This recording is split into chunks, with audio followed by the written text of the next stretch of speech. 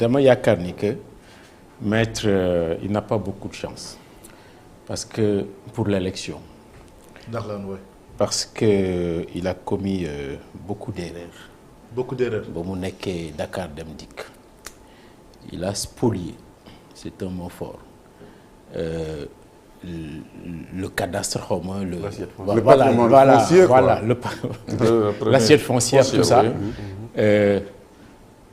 Mu jox ko à l'APR et à une banque semble-t-il. Ce qui est une faute. Pour vous. Ce sont les bijoux de famille. Les bijoux de famille doo ko joxe.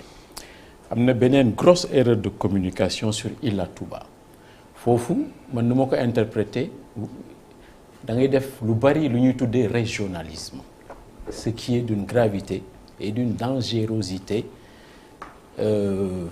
inouïe.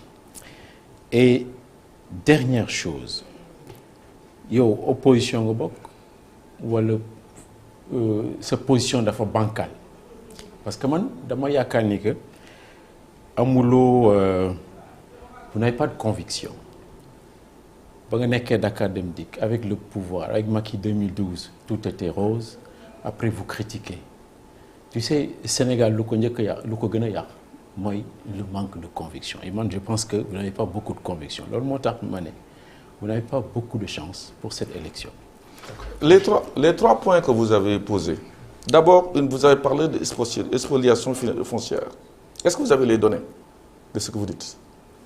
Parce qu'il n'y a rien de faire une idée comme... Non, mais il n'y a pas besoin d'avoir de données. Non, si. On a débat sur une question contre la maîtrise. Moi, je ne débat pas dans la rue. Ñun Dakaru bii la ñu juddoo. Non, je vous dis... foofu la ñu doon foowee jamono boobu. Moi, je ne parle pas de l'histoire de géographie. Je parle d'un dossier. Spoliation foncière. Pourquoi Diaz bi dugg ci daw? Moi, je vais... Non, xaaral ma ñëw. Moi, je suis un juriste. Si je veux, par mon projet d'ailleurs avec ma vision, bon, que mon pays, le Sénégal, que j'adore, se développe, il faut qu'on fasse ce qui doit être. Ce qui doit être, c'est le droit. Ce qui se fait là, c'est la politique. Le droit, c'est ce qui doit être. Alors, man, est-ce que sur la première question que je pose, est-ce que je l'ai fait conformément au droit? Moi, vous êtes en train de faire la politique. Moi, non, mais c'était à ne pas faire. Non, c'est pas écrit. C'est ça là. Non, mais les bijoux de famille, ça se donne pas. Non, ça se vend pas. La morale, l'éthique, tout ça. Non, mon cher Hassan. Il fallait pas. Mon cher Hassan, pour vous.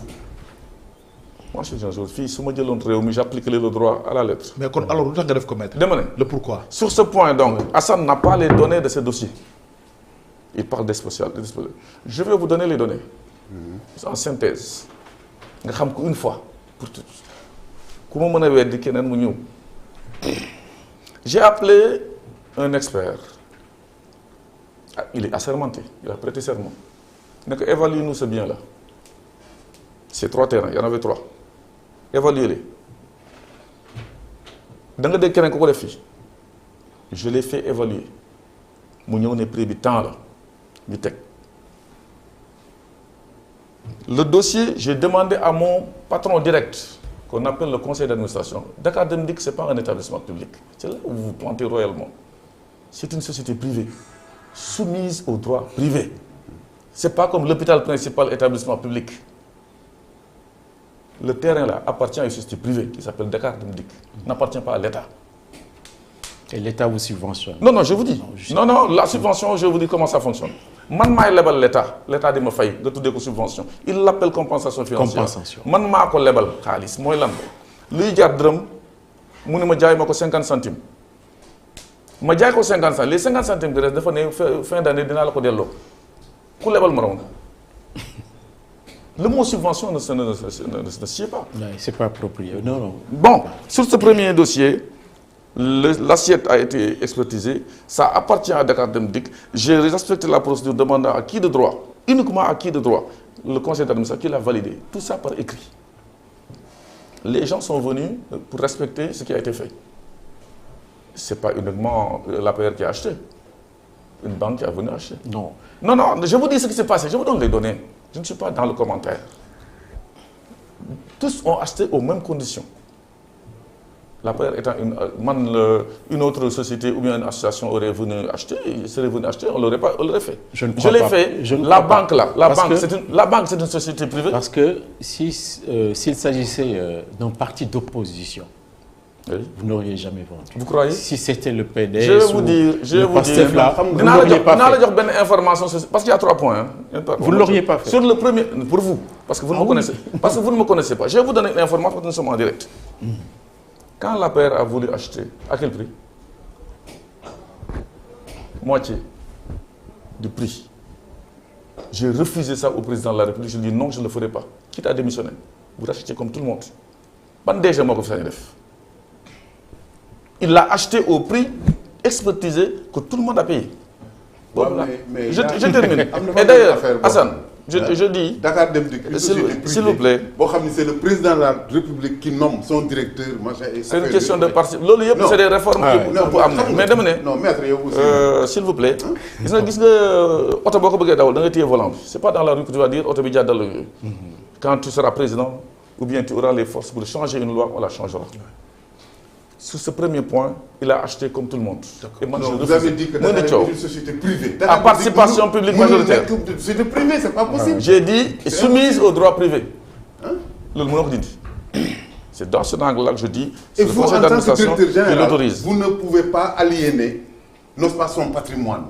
Vous avez fait du truc pour nous parler de juridique, d'affaires, mais non, vous faites un patrimoine. C'est depuis les années 50.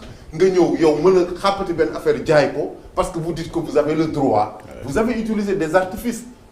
Que le droit peut-être vous permet, vous êtes un homme de droit, vous êtes longue fille, petite fille, et ainsi de suite. Mais il y a quelque chose qui devrait vous empêcher de le faire, parce que vous n'avez pas de fonds, attendez. J'ai fait du management pur. Il n'y a aucun DG depuis l'indépendance sénégalaise, en toute modestie. J'ai géré cette société en toute transparence, en respectant le droit. Si vous voulez faire de la morale, faites-le. Non, c'est pas de la morale. Non, mais vous avez parlé de morale. Mais déjà, on ne fait pas de morale. On ne pas de morale. Non, c'est déjà. Vous avez parlé de morale. Non, on n'est pas des moralisateurs. Vous avez commis une faute pour vous en cédant le patrimoine public à un parti politique. Ça ne se fait pas. Ce patrimoine, c'est vrai. Et puis, Monsieur Hassan, il a badigeonné les bus en marron beige. Ce qui est encore plus grave, c'est vous. Mais quatrième chose, mais je vous réponds. Mais là, les Sénégalais ne vont pas voter pour vous, ils vont. Non, mais. C'est pas possible. Est-ce que je peux plaire à tout le monde? Non. Le prophète Amouko. Il faut qu'on revienne sur terre. Du Sénégal,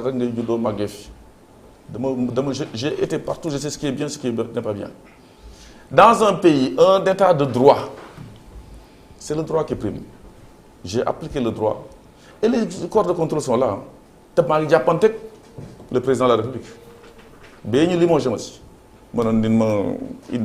Tu n'as pas respecté, tu n'as pas passé. Vous sortez d'ici, vous partez en France, vous allez respecter le droit par force et on ne va pas parler de morale.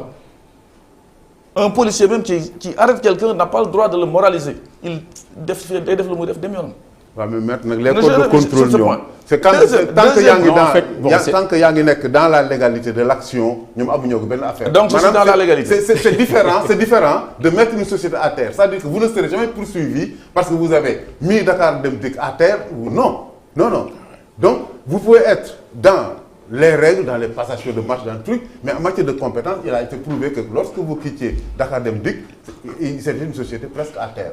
Donc, il est où ce rapport? Non. Il a été prouvé.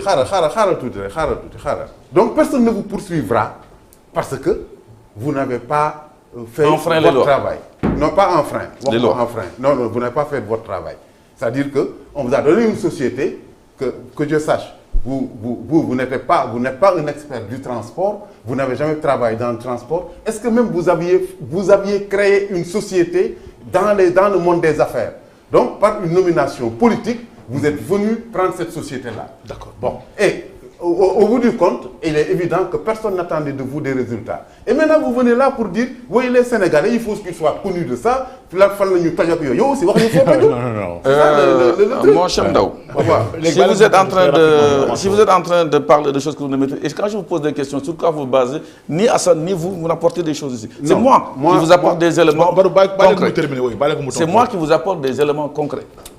Filles, Sénégalais, vous là, ni de voter. Pas vous, je ne parle pas de vous. Ceux qui votent là. Vous, vos 2 votes. M'apporteront 2 voix. Non, de me l'aider. Non, mais chaque voix compte, chaque voix compte. Mais moi, monsieur Ndao, li ngay wax fii soo moytuwul sax sa sœur bu nekk ci biti voterez pour moi. Mais non, mais attendez, ne parlez pas pour les autres. Non, mais Moussa, je crois qu'il n'est pas prêt. Je continue sur les questions qui m'ont été posées. Non, mais c'est que man boo wax bi ay Sénégalais yi muy wax te moom Sénégalais yooyu noonu nga xam ni moom yàquñu fi dara. Il n'est pas prêt. Mais il y a des Sénégalais qui ont des projets de société viables et valables. Oui. Hein? La société, je préfère écouter les Sénégalais dans leur grande majorité. Mais ils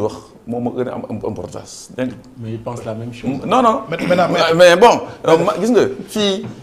vous êtes dans la presse, mais vous n'êtes pas plus informé que moi. Je suis peut-être aussi informé que vous en toute modestie. D'accord. Mais le Sénégalais est de